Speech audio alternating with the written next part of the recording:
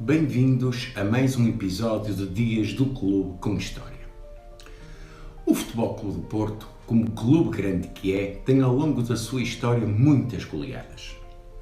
Vamos por isso hoje, neste capítulo dos Dias do Clube com História, recordar algumas dessas primeiras goleadas históricas. Vamos iniciar então pelo dia 22 de março de 1936, quando na segunda edição do campeonato da Primeira Liga, que até ia animado, quando o Sporting se deslocou ao Amiel para defrontar o Futebol Clube do Porto em jogo a contar para a primeira jornada da segunda volta daquela competição, da qual os portistas eram os campeões em título.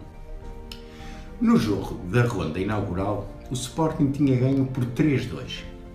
E à exceção da derrota no Campo Grande com o Benfica e de um empate no Bessa, a prova até nem estava a correr mal aos Leões, pelo que esta deslocação ao Porto era muito importante no sentido de manter a equipa na corrida pelo título.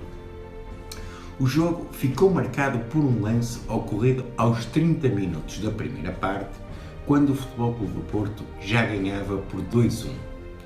Pinga lançou António Santos, que se isolava, mas uma saída destemida do guarda-redes Dissen, apesar de evitar o golo, acabou por ficar fortemente magoado ao realizar uma defesa arriscada e levou uma bolada que o atingiu no rosto e o deixou positivamente nocaute, só recuperando os sentidos 35 minutos depois. Na altura, como devem saber, não eram permitidas substituições. E assim foi um jogador de nome Carneiro que foi para a baliza, onde sofreu 4 golos em apenas 9 minutos. Vemos nesta fotografia o improvisado guarda-redes sportinguista a arrojar-se aos pés de António Santos. Com 6-1 ao intervalo e a equipa leonina reduzida a 10 e desmoralizada, a segunda parte foi um martírio. Carneiro lá ia defendendo conforme podia, e o jogo caminhava para o fim já com um humilhante resultado de 7-1. O Sporting voltou a desorganizar-se e nos últimos minutos sofreu mais 3 golos que resultaram num impensável 10-1, em que a figura de maior destaque na partida foi Carlos Nunes, autor de um póquer. Outra grande goleada do Futebol Clube do Porto aconteceu um mês mais tarde, quando a 19 de abril de 1936, o Futebol Clube do Porto, também no campo do Amial, impôs uma goleada ao Belenenses por 9-1. António Santos, com 3 golos, e Pinga, com 5 golos, foram os heróis dessa tarde. Ainda no mesmo ano, mas a 31 de maio, o Futebol Clube do Porto recebeu o Braga para a segunda mão da primeira eliminatória do Campeonato de Portugal e venceu por 11-0.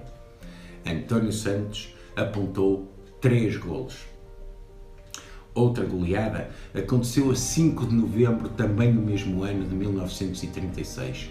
O Futebol Clube do Porto foi ao campo de Santana, a Matosinhos, derrotar o Leixões por 12-0 para a 5ª jornada do Campeonato Regional do Porto, tendo António Santos apontado só à sua conta 6 golos. Vamos agora saltar para o ano de 1939, quando a 16 de abril, em jogo disputado no Estádio de Lima, a contar para o Campeonato Nacional, o Futebol Clube do Porto infligiu uma pesada derrota em casa do Académico do Porto por 12-1. Dias, o guarda-redes do Académico, não apareceu na segunda parte, pelo que os dirigentes do seu clube multaram-no em 500 escudos e suspenderam-no até final da época. Assim, foi o defesa Ricardo que foi o guarda-redes improvisado numa equipa composta, como é óbvio, por 10 elementos.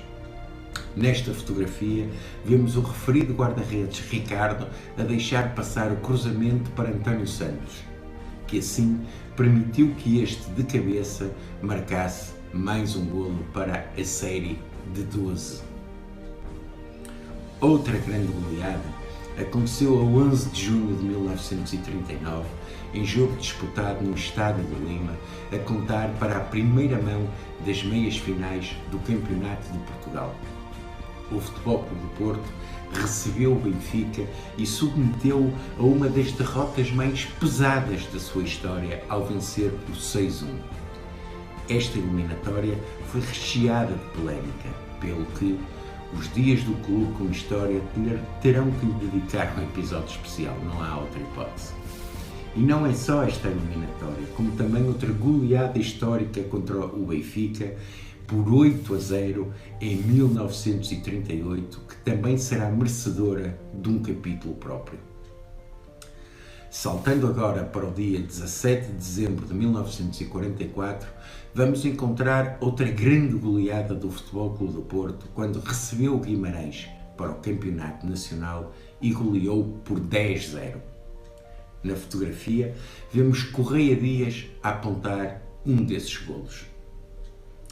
2 anos depois, a 28 de abril de 1946, o Futebol Clube do Porto recebeu o Elvas no Estádio do Lima em jogo a contar para a 18ª jornada do Campeonato Nacional e brindou o seu adversário com uma goleada por 9-2. Na fotografia, vemos Correia Dias e Pinga, que sempre foram uma ameaça constante para as redes dos adversários. E por fim, a 2 de fevereiro de 1947, no Estádio do Lima, o Futebol Clube do Porto arrasou com o Olhanense com uma expressiva vitória por 10-2, em jogo a contar para a 7ª jornada do Campeonato Nacional. Estas são apenas algumas das goleadas históricas do Futebol Clube do Porto que recordamos hoje aqui.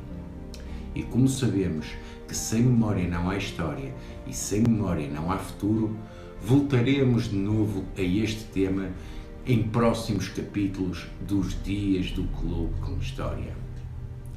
Um forte abraço e até lá!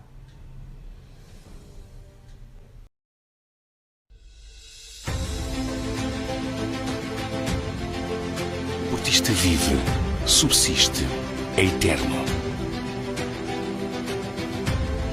O portista sente, sofre, luta. O portista quer, pede e exige. O portista junta, acumula e ganha. Numa simbiose perfeita com a personalidade de cada um, o portista é educado, aprende, é formado e torna-se melhor. Como pessoa, como homem e como mulher. Se és um superportista, junta-te a nós.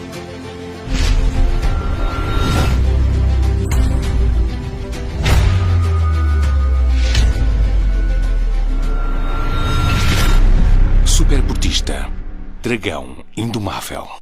Visita-nos em superportista.pt e superportista.com.